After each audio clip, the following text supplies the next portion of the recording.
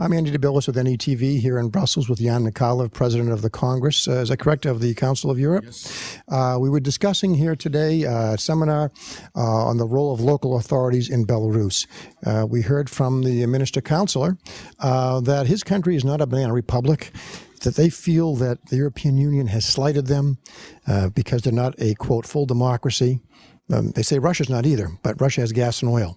Are we talking about this because Belarus is not a significant trade partner and otherwise we wouldn't be talking about human rights and other issues and democracy in Belarus? No, when it comes to the Council of Europe, definitely, as I said during my presentation this morning, the heads of state and governments of the Council of Europe, way back in 2005, have said we look forward for Belarus to become closer to Europe. We say closer to Europe because we feel that there has to be development in democracy. If I take the field in which I work, it's local and regional democracy, where we are looking forward for development of local government on the basis of the European Charter.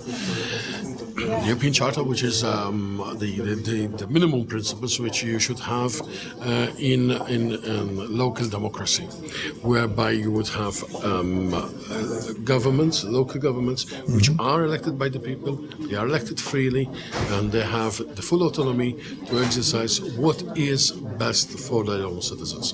So basically, we are not looking at any other particular issue which could affect, obviously, Belarus in terms of economic and financial means it may have, or because it doesn't have these, then we are sidelining it. Far from it, we are looking at Belarus as a partner which we do need in Europe because we feel that Europe has to be all democratic as soon as possible. They feel slighted. They think that because there are sanctions, suspended, pending, extended, however you want to say it, that they're not really being listened to in the same way you listen to other countries that have more to offer. No, when it comes from the Council of Europe, I would say we want to be closer. We want to be closer as much as the fact that I have met with representatives of the Belarus Republic just in March this year, where I extended my and my Congress initiative of a project to work closer to Belarus. We want to work together in this project because if we work together, we can achieve positive results. And my willingness to go to Minsk and discuss with the national authorities of how we can implement this project forward. With the national authorities, with the non-governmental organizations within Belarus, a project which is identified in terms of how long this will take, what are the measures which we should be looking at, what are the results which we want to achieve, and basically we can work this on a span of time in so much as we did in other countries. The Council of Europe has duly noted the lack of press freedoms and the lack of human rights in Belarus. A couple of the major reasons it's been suspended at the Council for 12 years. When is the breakthrough?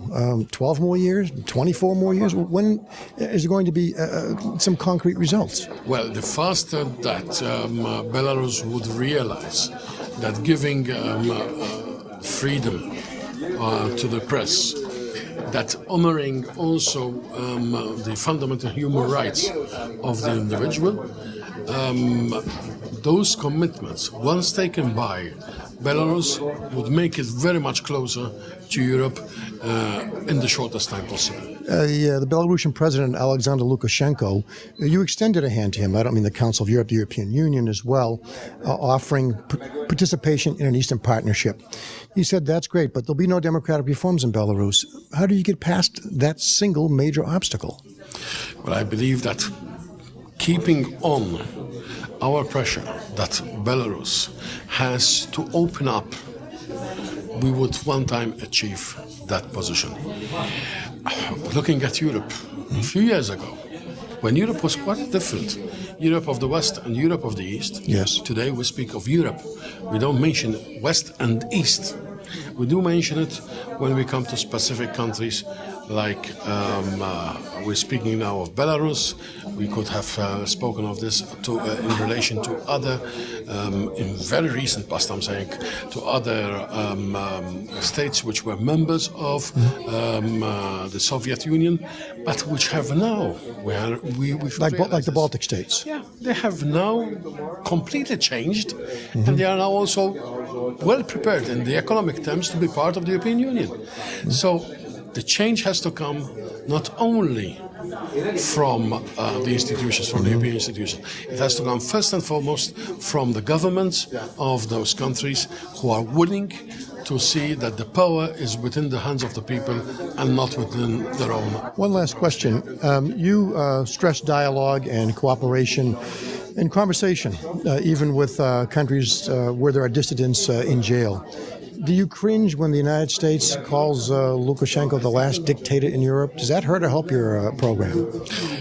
Well, it is not, because I do believe that when you speak, even if you speak directly, and that is the most important, directly to the person who is causing these, or rather leaving the gateway for these lack of fundamental rights to take place, I believe that the message is much more, it's the clearest message that you can give, rather than giving it through other sources, passing it on through the media.